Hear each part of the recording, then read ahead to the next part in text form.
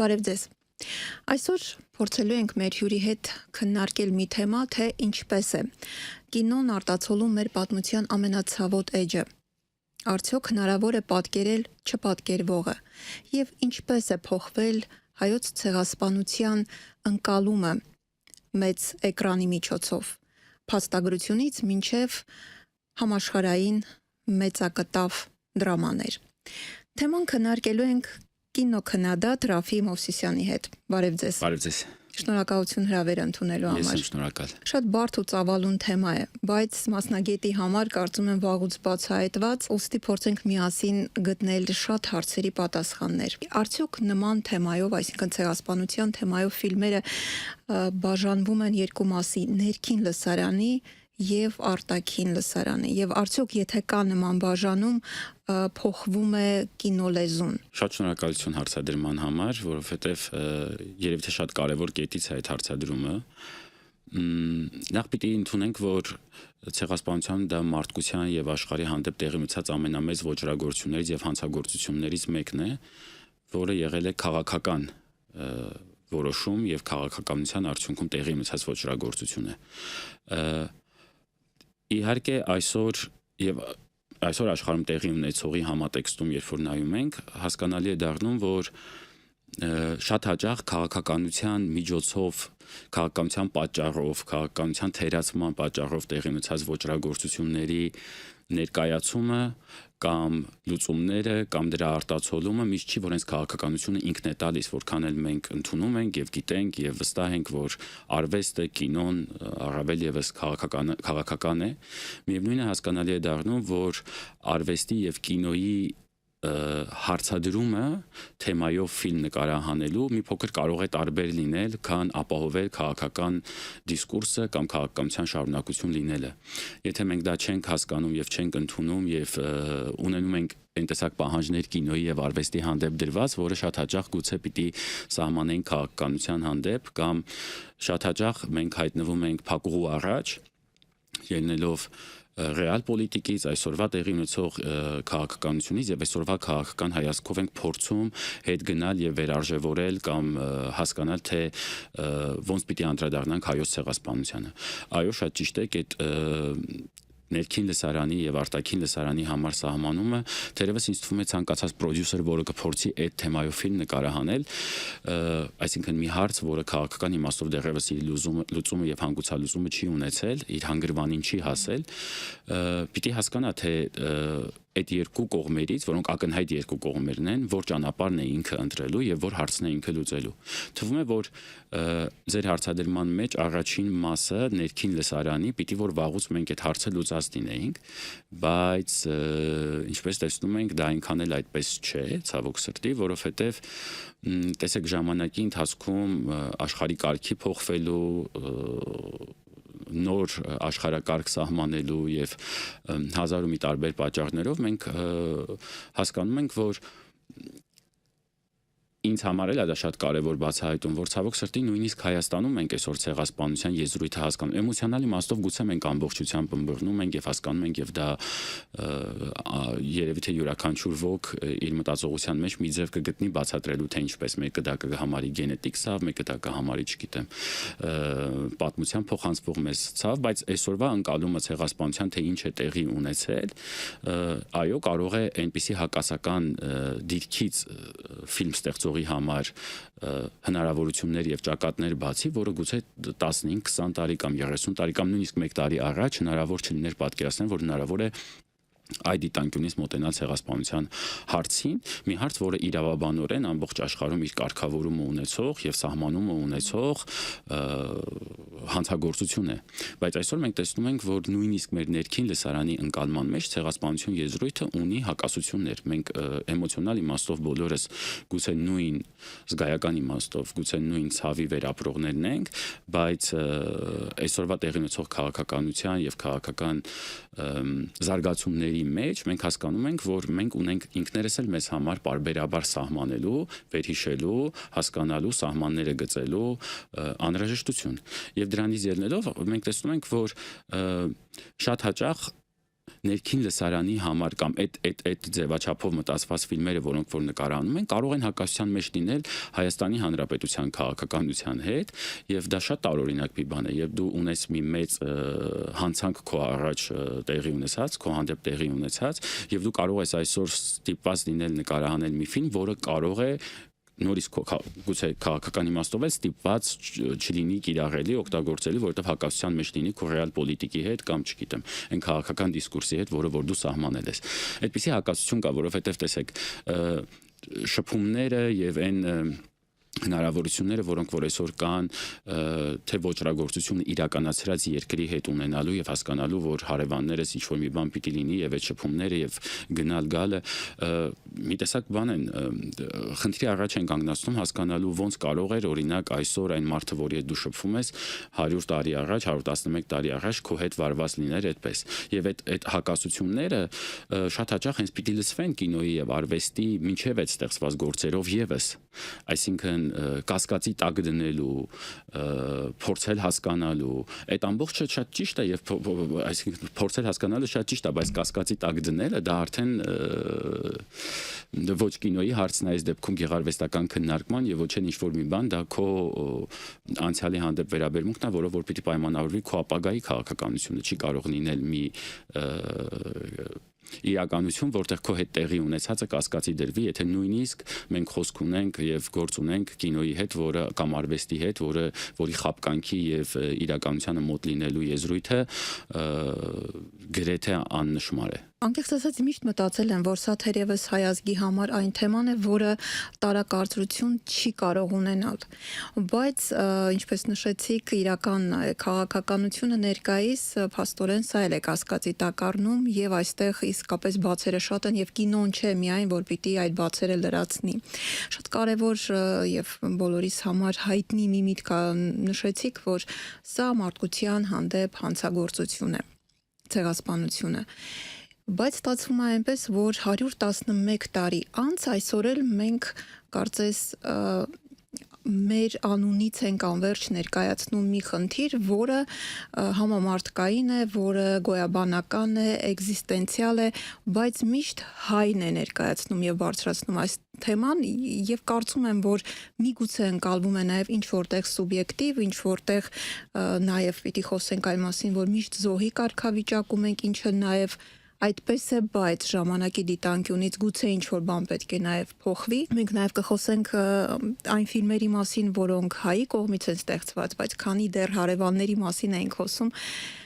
հարևանների կողմից էլ ստեղծված թեկուզ ոչ Թուրքիայում բնակվող գերմանաբնակ Ֆաթիհ Հաքիմի ֆիլմը։ Այո, Սպի ֆիլմի մասին է եւ կարծում եմ սա միակ դեպքը չէ։ Այ նման ֆիլմերը ինչ արժեք են ունենում եւ արդյոք ունենում են այն արձագանքը, որը սպասում են հայերը։ Սպի ֆիլմը իհարկե շատ հայտնի է այն իմաստով, որ դրա թիկունքում կանգնած է շատ լուրջ պրոֆեսիոնալ թիմ, աշխարհում իր քաղաքական հայացքները ունեցող ռեժիսորի, որը չի բնակվում Թուրքիայում, նա գերմանաբնակ է եւ կարծեմ Գերմանիայում էլ ծնվել է եւ իր ամբողջ կարիերան այնտեղ է, եթե նույնիսկ չի ծնվել, իր ամբողջ կինոն վերագրվում է գերմանական կինոյին եւ այդ ավանդույթները ունի եւ բավականին ուժեղ ռեժիսոր է, այսինքն աշխարհի մակարդակով ինքը ճանաչված է եւ ունի իր քաղաքական հստակ ընդգծված հայացքները, որոնք որ երբեք հակասության մեջ չեն եղել որևէ մի քաղաքական դիսկուրսի հետ, թվում նաեւ Գերմանիայի Դաշնության, բայց մինչև այդ ես կուզենայի մենք անդրադառնայինք մի ուրիշ շերտի, որը որ տեղի է ունեցել եւ գուցե ոչ այդքան հայտնի մարդկանց կողմից, բայց ինձ համար վավերագրության եւ թեմայի արձագանքի եւ թեման ավելի խորքային բարձրաձայնելու համար շատ ավելի կարեւոր են եղել։ Օրինակ դա մի համագործակցություն էր, որը որ Ոսկե ծիրան կինոփառատոնի շրջանակում էր տեղի ունենում եւ կոչվում էր հայ-թուրքական կինոպլատֆորմ։ Եվ յուրաքանչյուր տարի Անադոլու Կոլտուր կազմակերպության կողմից, որը շատ կարևոր մշակութային կազմակերպություն էր եւ այսօր Օսման Կավալան եւ նրա թիմակիցները, ովքեր որ Անադոլու Կոլտուրի ղեկավարներն էին համարվում, այսօր դատապարտված են եւ գտնվում են բանտերում եւ իրենք բարձրաձայնում էին Թուրքիայի համար ոչ այնքան ցանկալի դիտանկյունից հարցեր, ոնց որ եւ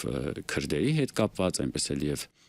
հայերի եւ ցեղասպանության եւ ես հիշում եմ որ այդ նախագծի շրջանակում ստեղծվեցին մի շարք կարևոր վավերագրական ֆիլմեր, որոնք շատ տարբեր եւ ոչ մինչ այդ ընդունված դիտանկյուններից էին ներկայացնում խնդիրը, ընդհանուր մինչեւ ծպտյալ հայերի բացահայտում, ռեժիսորներ, որոնք ամբողջ կյանքը իրենց համարել են ազգությամբ թուրք եւ հետո իրենց պատմության ուսումնասիրության մեջ գտել են իրենց հայկական արմատները, գտել են իրենց տատիկի պատմությունները, բացահայտել են շատ կարևոր թեմաներ, ասենք օրինակ նույն Լուսին Դինքի ֆիլմերը, որոնք Սարոյան Լենն են, որոնք ցանկացած պարագայում ինչ կետից էլ իրենք մոտեցել են, անպայման հասել են այդ կետին եւ փորձել են հասկանալ թե ինչ է տեղի ունեցել։ Եվ դա շատ հետաքրքիր դիտանկյուն է, այսինքն հենց այնտեղ ապրող մարդու եւ երկար ժամանակ իր պատմության գիծը չիմացող մարդու բացահայտումները, դրանք շատ կարևոր արձանագրություններ են եւ այդ փաստագրական արձանագրությունները իրենց կշռով շատ ինձ համար ավելի կարևոր են քան գեղարվեստական ձևակերպումները, եթե դրանք զուտ գեղարվեստական ձևակերպումներ են, իսկ մենք տեսնում ենք, որ եթե նույնիսկ այդ թեմայով ուսումնասիրենք կինոյի պատմությունը կամ հայոց ցեղասպանությանը նվիրված կամ դրա մասին պատմող ֆիլմերը, մենք կտեսնենք, որ լավագույն նույնիսկ գեղարվեստական ֆիլմերը, որոնք որ ստացված են եւ մենք դրանց մասին պիտի խոսենք, ունեն շատ ամուր պատմական հիմք կամ գոնե այդ պատմական գծին եւ պատմական ուսումնասիրությանը անդրադառնալու իրենց առաջարկած մեթոդները, որոնցից մեկը ինձ համար փառահեղ օրինակը դա Ատոմ Էգոյանի Արարատ ֆիլմն է, որը հենց փաստի հետ առնչվելու կարող ենք Արարատի մասին առանձին խոսել, որովհետև դա շատ բայց դա նաև ինչ որտեղ, եթե հիմա անդրադառնում ենք, ինչ որտեղ նաև ֆիլմի մասին է, բայց արդյոք հենց նույն սպանդը ավելի ռեալիստական նկարելու միջոցը միգուցե խուսափողական մոտեցում է եւ ես շատ իրականում կարծում եմ որ այդ ֆիլմի սխալ ընկալման պատճառներից մեկը հենց եղել է որ ի սկզբանե այդ ֆիլմը այդպես է դիտարկվել բայց դա ոչ թե նրա մասին է որ Ատոմ Էգոյանը չէր կարող բեմադրել ավելի հավաստի ոճրագործության եւ սպանդի տեսարանները այլ այստեղ հարցն է որ արդյոք հնարավոր է եւ հավանական է եւ կինոն կամ արվեստի որևէ մի տեսակ ունի այդ հնարավորությունը փոխանցելու դա թե ինչ էլ մենք անենք եւ ինչ ճանապարհով էլ գնանք միևնույն է հասնելու ենք մի այնպիսի մեծ կեղծիքի փոխանցման իմաստով կեղծիքի, որի հետ մենք պիտի կարողանանք հասկանալ, որ հնարավոր չէ որևէ մի ձևով էմոցիոնալ փոխանցել այն տեղի ունեցածը, ինչ որ եղել է, այսինքն բեմադրել սպանդը, բեմադրել ցեղասպանությունը, բեմադրել ոճրագործությունը, միևնույն է էթիկական, բարոյական ինչ-որ մի կետում դու հանգում ես դրա հետ, արդյոք դու կարող ես ամբողջությամբ փոխանցել ցեղասպանությունը եւ քո հետ տեղի ունեցածը բեմադրության իմաստով։ Եվ այսինքն մենք գիտակցաբար մեղմում ենք դա։ Ոչ, մենք բերում ենք այն հանգրվանին, որ այսօր ցեղասպանության պատճառով քանի տեսակի խնդիրների ենք մենք այսօր բախվում։ Եվ Սփյուռքի իմաստով, եւ Հայաստանում ապրող, եւ Թուրքիայում ծպտյալ հայի, եւ հազար ու մի տեսակ խնդիրներ, որոնք որ հենց այդ տեսակի ոճրագործության եւ հանցագործության արդյունքում առաջացող խնդիրներ են, ձևավորվող խնդիրներ են։ Եվ որն է ցեղասպանության մասին, ընդհանրապես արվեստի կամ այդպիսի կարևոր թեմաների մասին արվեստի կարևորագույն նպատակներից մեկը կանխարգելել է։ Այսինքն որպեսզի մյուսի հետ տեղի չունենա այն հիշեցումը, դա կանխարգելման ամենակարևոր քայլերից մեկն է, որը որ կա եւ ցանկացած ոլորտում է այդպես։ Եվ ես կարծում եմ, որ Ատոմ Էգոյանը հենց այդ մոտեցումը ունի եւ այդ մոտեցումը կրողն է, որովհետեւ նա շատ հզոր կինոռեժիսոր է եւ աշխարհի կարևորագույն կինոռեժիսորներից մեկն է կինոյի պատմության եւ ինքը պարբերաբար թե իր անձնական ողբերգության, թե իր անձնական ցավի, այսինքն մի ուրիշ երկրում ծնված եւ ոչ իր կամքով, այսինքն բռնության արդյունքում տեղահանվածի զոհի մարմնավորումն է ինքը իր արվեստում իր բոլոր ֆիլմերում մենք խոսում ենք միայն Արարատի մասին ցեղասպանությանը անդրադառնալուց, բայց ինչպես եւ Թումոյում մեր կազմակերպած ցուցադրության ժամանակ երբ Զավեն Բոյաջյանը ասաց, որ մենք այդ նույն թեմային կարող ենք անդրադառնալ իր բոլոր ֆիլմերում, այսինքն եւ օրացույցում եւ այսինքն նույնիսկ ֆիլմեր, որոնք որ առաջին հայացքից կարող են թվալ, որ ուրիշ բանի մասին են, նրանց հիմքում կա այդ մեծ ցավը եւ այդ ցավին աղերեսվելու, այդ ցավի հետ հաշտվելու կամ անհաշտություն կնքելու եւ հասկանալ, որ դրա հետ շարունակես ապրել։ Դրանք շատ կարևոր են։ Այն ինչը որ ես օրինակ չեմ տեսել նույն ձեր իշտակած Ֆաթի Աքինի ֆիլմում, որի մասին ես հոդված գրել էի եւ իմ կարծիքով Ֆաթիհ Աքինի ֆիլմը սպին դա լավագույն օրինակներից մեկը չէ, որովհետեւ քաղաքական իմաստով էլ ինքը շարունակում է այն հայտնի դարձվածները եւ գոնե չի հակասում դրանց, որ այն ինչ որ տեղի էր ունեցել համաշխարհային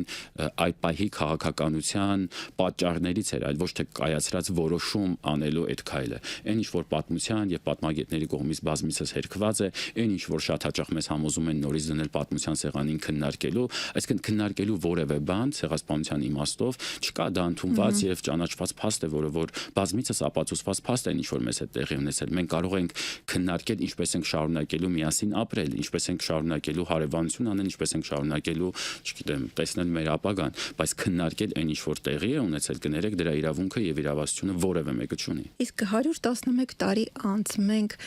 պետք է վերանայենք այդ զոհի կարգավիճակի պարադիգման, որպես արդեն ապրող, հարատևող, արարող ազգ, ժողովուրդ, պետություն միշտ այն նույն կերպով ներկայանալու եւ ցույց է տալիս արդյունքը, որ ճիշտ է դուք շատ կարեւոր բան նշեցիք, նպատակը մեկն է կանխարգելել եւ ոչ միայն հայերի նկատմամբ համաշխարհային համատեքստում, բայց այնուամենայնիվ այսօր տեսնում ենք, որ հավանաբար միայն կինոարվեստը բավարար չէ, որ պատմությունը կրկնվում է, այդ թվում նաեւ մեր հայերիս հետ, միայն տարիներ առաջ տեղահանումը մարդկանց իրենց բնորանից արդեն այն փաստն է, որ երևի ինչ որտեղ ոչ թե ինչ որտեղ, այլ մի քանի տեղ մարդիկ իրենց գործում թերանում են։ Այս դեպքում արդեն խոսքը կինոյի մասին չէ։ Եվ նաև անդրադառնանք մյուս ֆիլմերին, որոնք նույնպես բարձրաձայնել են ոչ հայերի կողմից այս թեման, Տավյանի եղբայրների, Արտույտների ագարակ, եւ ժանրային առումով փոխվում է, հա, այսպես դրամայի ժանրում է ներկայացվում թեման, արդյոք այդ դեպքում ստվերվում է կարևորը եւ խոստում ֆիլմը, որտեղ կա նաեւ սիրային եռանկյունի, այդ դրամայի, մելոդրամայի միջոցով արդյոք չի տուժում գլխավոր նպատակը, խնդիրը։ Այստեղ պիտի հասկանանք, թե որն է եղել գլխավոր նպատակի սահմանումը, որովհետեւ յուրաքանչյուր ֆիլմը դա առանձին մի այդ բառը երևի թե ամենաճիշտ եւ կոնցեպտը եւ քեյս է, այսինքն եւ իր արտադրական իմաստով եւ վերջնական իր նպատակի իմաստով, թե ինչին է չհամընկնի։ Բացարձակապես եւ շատ հաճախ հենց այստեղ է տեղի ունենում։ Օրինակ, ես հիշում եմ, երբ որ նույն Արարատ ֆիլմը, երբ որ էկրաններ բարձրացավ, հիասթափությունը, որը որ մենք ունեինք այս կողմից, ինչով էր պայմանավորված, որ մենք ակնկալում ենք, որ պիտի տեսնենք այն ֆիլմը, որը ֆիլմի մեջ էր եւ մի հատ էլ գող չէինք, որովհետեւ այնտեղ պաթոս կար, այնտեղ ավելի ոչ իրական հնարքներով, որը որ կինոն ուներ այլևս ցուցադրելու տեսարաններ այդպես չէին բեմադրված, այնինչ հենց այդ ֆիլմը դրա անհնարինության մասին է, որ դու չես կարող որևէ կերպ այդպես ներկայացնել, որպեսզի ամբողջությամբ դու փոխանցես փաստը կամ արտահայտես այն ինչ որ տեղի ունեցել։ Իհարկե դրանք այդ սյուժեները եւ ժանրերը եւ մոտեցումները, թե ինչպես դինեն յուրաքանչյուր ֆիլմի նաեւ հետագայի ճանապարհի շարունակման համար է, բայց ես միշտ մտածել եմ, որ մենք միշտ ավելի շատ ակնկալիք ենք ունեցել եւ երևի թե գուցե դա նաեւ նրանից է, որ շատ հաճախ մեր փոքր պետության, մեր շատ անհարմար տեղում պետություն ունենալու, շատ անհարմար բաներ ունենալու, շատ տարբեր, հիմա որ մի բան փորձում ես ասել, մյուսները իրար հետևից գալիս են, գուցե դրա համար մենք միշտ փորձել ենք ուրիշ ճանապարհներով գտնենք այն տարբերակները, որոնք որ մեր ցավը աշխարհին պատմելու, մեր խնդիրը ձևակերպելու, մեր հայցը ներկայացնելու հարց պիտի լինեն, եւ դրա համար շատ հաճախ ավելի մեծ ակնկալիքներ ենք ունեցել առանձին ֆիլմերից, քան ինքնին ֆիլմը եւ կինոն եւ ընդհանրապես արվեստը կարող է ապահովել։ Միգուցե այն պատճառով, որ չենք ստացել մեր սպասվածը դիվանագիտական ոլորտից, քաղաքական ոլորտից, ուստերս դրել ենք արդեն արվեստի վրա, որը փափուկ ուժ է եւ կարծում եմ շատ անգամ իսկապես հարթում է ճանապարհներ։ Կինոն եւ արվեստը ընդհանրապես այդ սկզբի մտքի շարունակությունը երևի թե հենց դա է, որ այն ինչ որ մեզ քաղաքականության մեջ չի հաջողվում, գուցե հնարավոր չի, գուցե այդ փակուղին այնպես է, որ չի հնարավոր լինելու եւ այստեղ է գալիս կինոն եւ արվեստը, որպեսզի մեղմի քաղաքականության բաստողումներն ու թերությունները, բայց ախր պատմություն ստեղծելու եւ մտածելու եւ հորինելու մեջ, եթե մենք տեսնենք, ասենք օրինակ նույն հոլոկոստի թեման, գրեթե ամեն տարի մենք ամենամեծ կինոփառատոներում, ամենամեծ մրցանակաբաշխություններում մեկ կամ երկու ֆիլմի տեսնում ենք, որոնք որ հանդիպում ենք, որոնք որ անդրադառնում են այդ հարցին եւ որքան տարբեր կետերից, որքան տարբեր դիտանկյուններից, որքան տարբեր մոտեցումներով են խոսում, թե ժանրերի իմաստով նաեւ այս դեպքում։ Իսկ հիմնականում հենց հրեաների կողմից է ստեղծվում նման ֆիլմերը ձեր դիտարկմամբ։ Ես կարծում եմ ոչ միայն, բայց եթե այդպես ուսումնասիրենք եւ այդ դիտանկյունից նայենք, թեև ինձ համար դա երբևէ կարեւոր չի եղել, թե ազգությամբ ով է որ խոսում է այդ խնդրի մասին, որովհետեւ ես կարծում եմ, որ արվեստագետը եւ աշխարհայաց ունեցող արվեստագետը հատկապես այսօր չպիտի վախենա արտահայտի իր քաղաքական դիրքորոշումները եւ դրանք անպայման, եթե նույնիսկ ինքը փորձում է թաքցնել, իր ֆիլմում երևում է, օրինակ վերջին Գազայի դեպքերով պայմանավորված այդ մեծագույն ողբերգության եւ ոչռագործության, որը որ մեր աչքի առաջ է տեղի ունենում եւ տեղի ունեցել, մենք տեսնում ենք, որ նույնիսկ այն խոշոր, հսկայական եւ այդպես կետաձիգ համարվող արվեստագետները, որոնք որ համարվել են մեզ համար այդպես կուրք, ոնց որ օրինակ Վիմ Վենդերսը համաշխարհային կինոյի մակարդակով, կարող է սայթակել Բեռլինի կինոփառատոնում եւ փորձել խուսափել այդ հարցին ուղիղ պատասխանելուց, որովհետեւ քաղաքականության եւ արվեստի այդքան միաձուլված լինելը եւ ոչ թե փոխլրացման, այլ իրար նույնիսկ հակասելու մեջ, երևի թե պատմության մեջ այնպիսի ժամանակաշրջան չի եղել, հատկապես եթե խոսում ենք էկրանային մշակույթի մասին։ Բայց մեզ համար շարունակում է ներողություն կարևոր մնալ, թե մեր թեմայի շուրջ ովքեր են խոսում բացի մեզնից։ Այդ թող խոսեն նրանք, ովքեր որ հարկ են համարում եւ ովքեր որ ուզում են խոսեն։ Ես կարծում եմ, որ խոսելը մի շատ ավելի լավ է, քան թե հասկանալը եւ վախենալը այն, որ միևնույնն է դու չես կարողանալու ստեղծել մի ֆիլմ, որը բավարարելու է եւ գոհացնելու է բոլորին, որովհետեւ մեր բոլորի այդ ես էլ եմ ասում, եթե մենք նույնիսկ այս պետության մեջ 3 միլիոն լինելով հանդերձ ունենք այդքան հակասական եւ տարբեր պատկերացումներ մեզ հետ տեղի ունեցած ոչռագործության եւ հանցագործության հանդեպ, ուրեմն ինչպես մենք պիտի հասկանանք, թե որն է մեր նախընտրած կամ ցանկալի կինոն, որը որ պիտի նկարահանվի։ Ինձ համար դրա համար ամենակարևոր հարցերից մեկը դա ինչպես ենք մենք աղերեսվում հետ գնալով եւ որսալով եւ գտնելով այն ոգիներին, այն ուրվականներին, որոնք որ մեզ մինչ այսօր հետապնդում են եւ մեզ հետ կան եւ իրենք էլ հանգիստ չեն, ոնց որ օրինակ Ավրորայի լուսաբացը ֆիլմը, անիմացիոն դոկումենտալ, վավերագրական, որը նախ հրաշալի ժամանակակից է իր կինեմատոգրաֆիկ իմաստով, որովհետեւ այսօր ամբողջ աշխարհում վավերագրության եւ անիմացիայի համադրությունը երկու կինոյի տեսակների, որոնք ի սկզբանե եւ երկար տարիներ համարվել են հակասական, հակադիր ժանրեր, անհամատեղելի ժանրեր, այսօր միաձուլվում են եւ ստեղծում են այնպիսի հրաշալի ֆիլմեր, որոնցից մեկը Ավրորայի լուսաբացն է, որը Հայաստանի Հանրապետությունում նկարահանված ֆիլմ է, համատեղ արտադրությամբ, բայց գլխավոր արտադրող երկիրը դա Հայաստանն է եւ մենք տեսնում ենք, որ այդ ֆիլմը պտտվում է թե համաշխարհային կինոփառատոներում, շատ կարեւոր կինոփառատոներում եւ թե մրցանակների արժանանում, թե տարբեր հեռուստաընկերություններով եւ սթրիմինգ ծառայություններով ցուցադրվում է եւ տարածվում է եւ մենք ունենք դրա մեջ պատմական վկայություն, մենք ունենք բանավոր պատմությունների վրա արխիվ, որը օգտագործված է այդ ֆիլմում, Ավրորա Մարտիկանյանի կենսագրությունը, որը իր վկայությունների մասին է, որը եւս հղում է անում մեկ ֆիլմի, այնտեղ էլ կա ֆիլմի մեջ, այնտեղ էլ Ոգիների աճուրդ ֆիլմն է 1919 թվականին Ամերիկայում նկարահանված, նույն Ավրորա Մարտիկանյանի հիշատակումների եւ կենսագրության հիման վրա, որը որ առիթ էր ներկայացնելու այն ինչ որ տեղի է ունեցել եւ դրանով հանդերձ դրամահավաք իրականացնելու օգնելու այն մարդկանց, ովքեր դեռևս դրա ուղիղ զոհերն են եւ հնարավորություն չեն ունեցել գնալու իստեղ ապրելու, հա, այսինքն այդ Երբ որ մենք նայում ենք թե արվեստի տարբեր ուղղություններով եւ տարվեստի տարբեր միջոցառումներով ինչպես է քաղաքական հարցը բարձրաձայնվել, օրինակ Կոմիտասը ինչպես է դա բարձրաձայնել համերգի ժամանակ Գերմանիայում, կինոգործիչը ինչպես է դա բարձրաձայնել,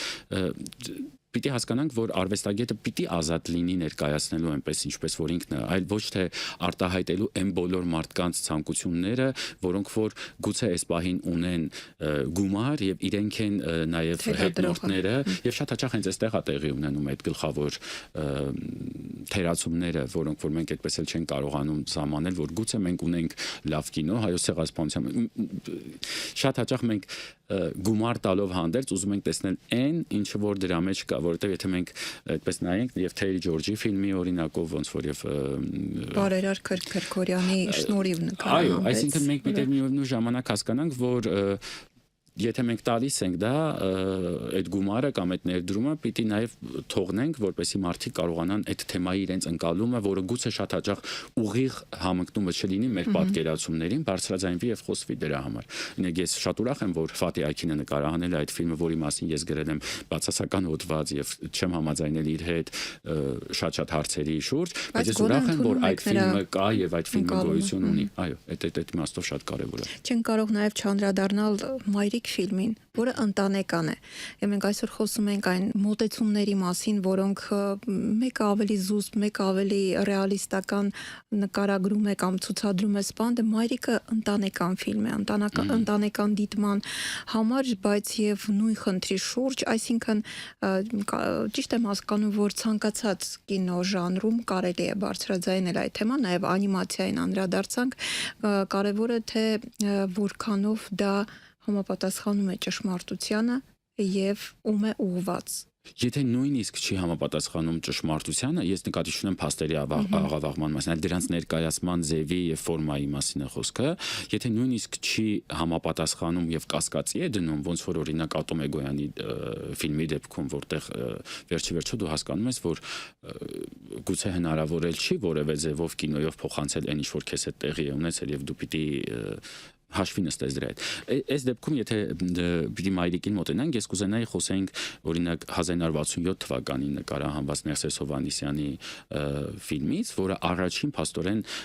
սովետական Հայաստանում առաջին անդրադարձերից մեկն է հայոց ցեղասպանության խաղարկային կինոյի միջոցով, կա այդպիսի մի կարճամետրաժ ֆիլմ, որը կոչվում է Հանդիպում ցուցահանդեսում, որտեղ առաջին անգամ խոսվում է ցեղասպանության մասին եւ երկու եղբայր, որոնք իրենց կորցրել են միմյանց ցեղասպանության ժամանակ, վերգտնում են իրար երկար տարիներ անց այդ ցուցահանդեսի ժամանակ ցուցադրված մի նկարով։ Այսինքն առաջին ֆիլմը փաստորեն սովետական միությունում նկարահանված ցեղասպանության անդրադարձող հենց հուշարձանի ստեղծումից 2 տարի անց է, որոնց քաղաքական հայացքները եւ քաղաքական գծերը պատճառահետևանքային կարող են քննարկել եւ հասկանալ թե ինչ է տեղի ունեցել։ Դրանից առաջ նկարահանված փաստորեն ամենահզոր եւ մեծ նաեւ արձագանք ունեցած ֆիլմը այդ ոգիների հաջորդ ֆիլմն է եւ հետո արդեն մենք տեսնում ենք որ տարբեր ժանրերում տարբեր ձևերով անդրադարձեր կան օրինակ Անրի Վերնոյի ֆիլմի մասին երբ խոսում ենք մայրիկի Անրի Վերնոյը էրի շատ հզոր ռեժիսոր է եւ շատ կարեւոր ռեժիսոր է եւ փաստորեն նկարահանել է մի ֆիլմ որը ինֆորմատիվով կամուրջ է սփյուռքահայի եւ Հայաստանի Հանրապետության ապրող մարդու, որտեղ ես հիշում եմ դա հերոսատեսությամբ ամենաշատ ցուցադրվող եւ այդ հայտնի ձայնագրությամբ տարբերակը, որը որ կար եւ բոլորիս ականջներում հնչող այդ ձայնը, որը դարձել է նաեւ ֆիլմի մի մասը, հա, որը բոլորի մոտ ինչ որ էմոցիաներ արտնացրել է եւ շատ կարեւոր է այդ իմաստով, թեև որ ես կարող եմ ասել, որ կինեմատոգրաֆիկ իմաստով մենք կարող ենք քննարկել յուրաքանչյուր ֆիլմի առանձին արժանի այն զգայական ազդեցությունը, որը կարող է թեմային առնչվող ֆիլմը ունենալ մեզ վրա, հեչ պարտադիր չի, որ կինեմատոգրաֆիկ իմաստով ինքը ունենա նույն արժանինքները եւ համարժեք նշանակությունը։ Օրինակ, մենք շատ հետաքրքիր է իմ ընկերներից մեկը, որը նաեւ ինձ հրավիրել է այս հաղորդմանը հյուր, մենք խոսում էինք իրար հետ եւ Արարատի մասին խոսելիս հասանք այդ նույն կետին, որ անկախ նրանից թե ինչքանով ինձ առնչվող թեմայի մասին է այս ֆիլմը, իմ պատմության առնչվող թեմայի մասին է այս ֆիլմը առանձին որպես կինեմատոգրաֆիկ արժեք շատ կարևոր է եւ նշանակալից է։ Իսկ մենք իրեն կարող ենք քննարկել եւ կինոգիտական եւ կինոյի պատմության համատեքստում եւ թե որպես թեմա, որը որ ունի իր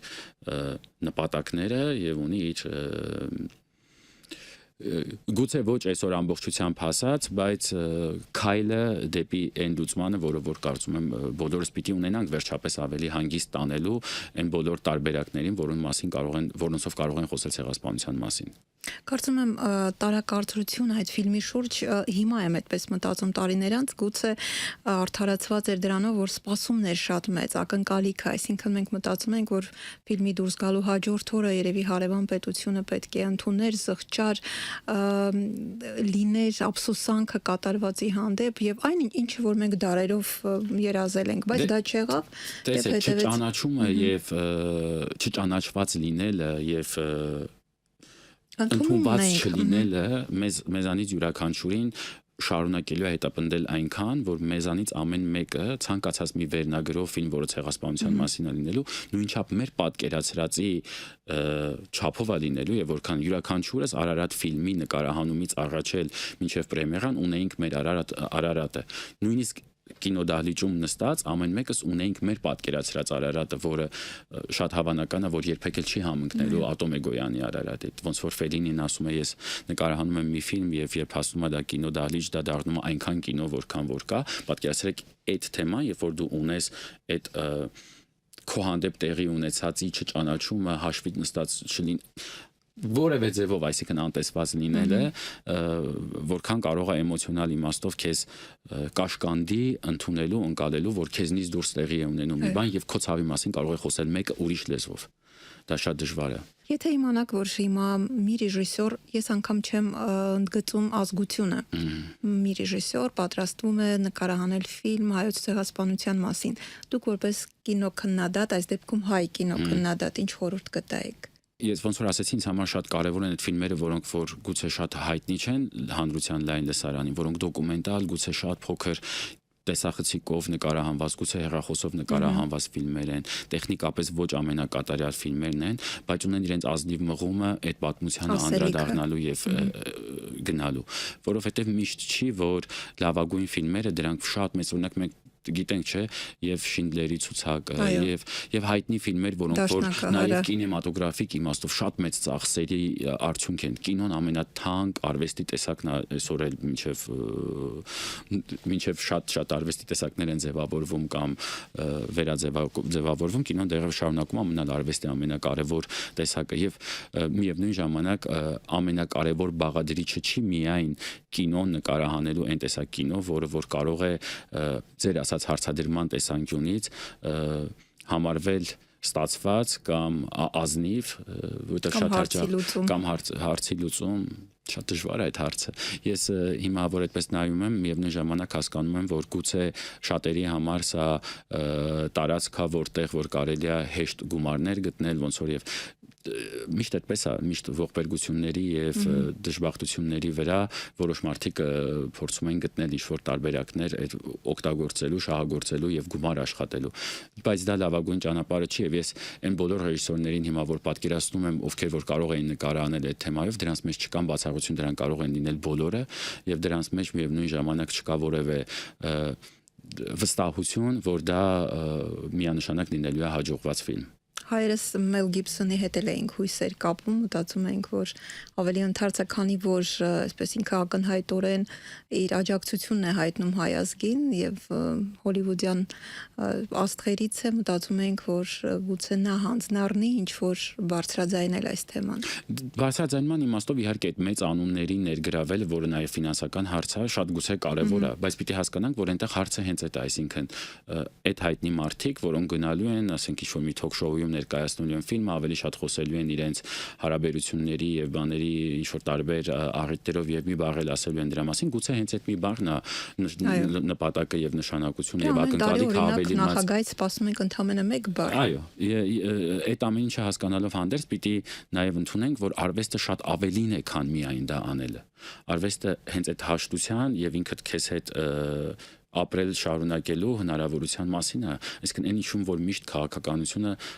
տապալում է կամ քաղաքականությունը դառնում է պատճառ, որպեսզի դա մեզ հետ տեղի ունենա, գուցե հենց այդ ճանապարհներն են, որ մեզ որպես մարդիկ պիտի թույլ տան, քաղաքացիներ պիտի թույլ տան, որպեսզի մենք շարունակենք հայ, պիտի թույլ տան, որպեսզի մենք շարունակենք ապրել։ Ռաֆի, շնորհակալություն հրավերն ընդունելու համար։ Շնորհակալ եմ ձեր